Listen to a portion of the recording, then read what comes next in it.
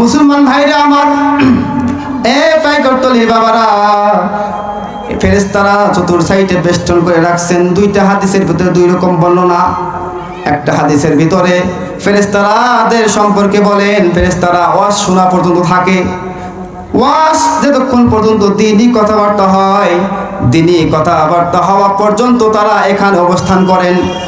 দিনই কথা হওয়ার শেষে যখন সবাই আমরা উঠে যাই, আল্লাহ তাআলার কাছে ফেরেশতা চলিয়া যায়, বলে আল্লাহ, ওই যে পাইকরতলি গ্রাম, ওই গ্রামের সমস্ত মুসলমান বসে আপনার কাছে আপনার দিনই কথা শুনেছে, আপনার বরত্বের কথা শুনেছে। আল্লাহ তাআলা ডাক দিয়ে বলেন, এ ফেরেশতা, তারা যে আমার বরত্বের কথা শুনেছে, তারা কি আমাকে দেখেছে? আল্লাহ তাআলার ফেরেশতারা ডাক দিয়ে বলে, আল্লাহ, না না না, তোমাকে দেখে নাই, তোমাকে না দেখিয়াই তোমার কথা শুনেছে। আল্লাহ তাআলা বলবেন, যদি আমাকে দেখতো তাহলে কি করতো? ফেরেশতা ডাক দিয়ে বলে, আল্লাহ, যদি আপনাকে দেখতো, আপনাকে দেখতে পাইতো, তাহলে আপনার প্রশংসা করার জন্য, আপনার ইবাদত করার জন্য আরো তারা প্রস্তুতি নিত। কথা বলেন ঠিক না ভাই? ঠিক। আল্লাহ তাআলা আবার ডাক দিয়ে বলেন, এই ফেরেশতা, তা আমার কাছে কি চায়? আল্লাহ তাআলা ডাক দিয়ে বলেন, ফেরেশতা ডাক দিয়ে বলেন, আল্লাহ, তারা আপনার কাছে গুনাহ থেকে মাফ চায়, গুনাহ থেকে মাফ চায় জান্নাত চায়। আল্লাহ তাআলা ডাক দিয়ে বলেন, ফেরেশতা, তারা কি জান্নাত দেখেছে?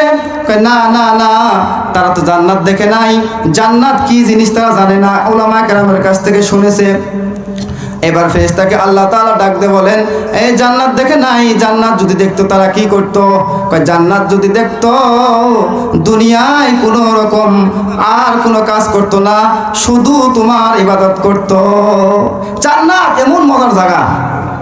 আল্লাহ তাআলা বলেন, জান্নাত চাই, আর কি থেকে পানা চায়? আল্লাহ, জাহান্নাম থেকে পানা চায়। আল্লাহ তাআলা ডাক দিয়ে বলেন, জাহান্নাম কি তারা দেখছে? না না না না, তারা জাহান্নাম দেখে নাই, জাহান্নাম দেখে নাই। আল্লাহ তাআলা বলেন, জাহান্নাম যদি দেখতো তাহলে তারা কি করতো? আল্লাহ তাআলা ফেরেশতা ডাক দিয়ে বলে, আল্লাহ, যদি জাহান্নাম দেখতো তাহলে কোনোদিন আপনার 5 ওয়াক্ত নামাজ ছাড়তো না, আপনার ইবাদতগুলো ছাড়তো না, আপনার যত হুকুম আহকাম আছে সব একদম পুঙ্খানুপুঙ্খানুভাবে মানতো।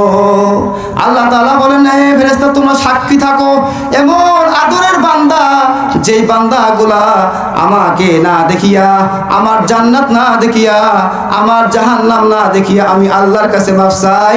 ও ফেরেশতা, তোমরা সাক্ষী থাকো, যারা এই মাহফিলের শেষ পর্যন্ত থাকবে, আমি আল্লাহ তার জীবনের সমস্ত গুনাহগুলি মাফ করে দিলাম। এইটা হলো নিজের ফায়দা। কিসের ফায়দা?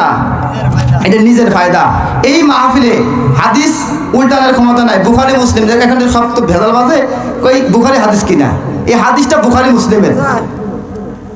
এই বুখারী মুসলিমের হাদিস, যেখানে দ্বীনি আলোচনা হয়, এখানে যদি কোনো মানুষ বসে, আল্লাহ তাআলা এই যে ফেরেশতারা সাকিনা নাযিল করে এবং সে উঠা পর্যন্ত, যখন উঠে চলে যায় মুনাজাত করে, আল্লাহ তাআলা তার জীবনের সমস্ত গুনাহ মাফ করে দেয়। আল্লাহ এমন নয় যে শুধু মাফই করে, এমন নয়। আমরা তো মনে করেন যে কারোর সাথে অন্যায় করলে কি করি? হাত ধরে মাফ চাই, মন বেদরে থাকে। আল্লাহ এমন দয়া। আল্লাহ কয়, বান্দা, আমি তোমাকে শুধু মাফ করেই দেই না, তুমি যদি 50,000 গুনাহ করো, তুমি যদি 1,00,000 গুনাহ করো, আর আমি আল্লাহ তোমাকে মাফ করে দিছি, এই 1,00,000 গুনাহ মাফ করে 1,00,000 সওয়াব তোমার আমলনামায় দান করছি। সুবহানাল্লাহ। আল্লাহ এত দয়ালু, 1,00,000 গুনাহ মাফ করে 1,00,000 সওয়াব আমাদের আমলনামায় জমা হয়ে গেছে। এজন্য ভাই, 2 নম্বর ফায়দা হলো যে আমার যে আত্মীয় স্বজন, আমরা জানি না আপনাদের কার ভিতরে বাপ নাই, কার মা নাই, কার বোন নাই, কার দাদা নাই, কার দাদি নাই। এই কবর জগৎটা অনেক কঠিন একটা জগৎ। এই যে ঠান্ডা, আপনি কতগুলা কাপড় গায়ে দিয়েছেন, আমি কতগুলা কাপড় গায়ে দিয়েছি, এরপরে যখন ঘুমাই কত ল্যাব খেতা, কত সুন্দর করে থাকি ঘুমাই। আমার বাবা, আমার ভাই, আমার দাদা এই কবরের ভিতরে আছে। কবরের মাটি একটু নেমে দেখেন কি ঠান্ডা। আল্লাহ রাসূল বলেন, এই কবরটা কারোর জন্য জান্নাত, কারোর জন্য জাহান্নাম। এই কবরটা কারোর জন্য জান্নাত, কারোর জন্য জাহান্নাম। কবরস্থান নেই, আমরা দেখি কবরস্থানে রেখে আসছি, কিন্তু কবরস্থান 2 ধরনের হয়ে থাকে।